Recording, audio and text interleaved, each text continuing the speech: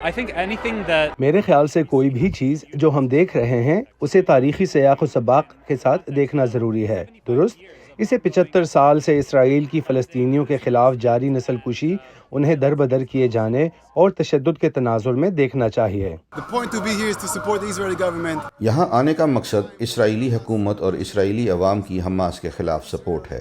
میں یہاں ہوں اور اپنے لوگوں کے لیے رو رہا ہوں. جلد یا بدیر ہم انہیں ڈھونڈ نکالیں گے، ان میں سے ہر ایک کو. We're here to show support for our people. ہم غزہ کی پٹی میں رہنے والے اپنے پیاروں کی سپورٹ کے اظہار کے لیے یہاں آئے ہیں. وہ پچھلے 17 سالوں سے محاصرے میں ہیں. کوئی نہیں چاہتا کہ کسی بھی فریق کے سویلینز پر حملہ ہو. تو ہم کہہ رہے ہیں کہ ہمارے لوگوں کو اغوا کرتے رہے ہیں.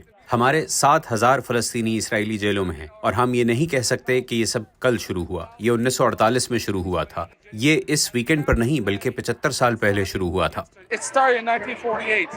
This started 75 years ago, not just this weekend. They want us dead.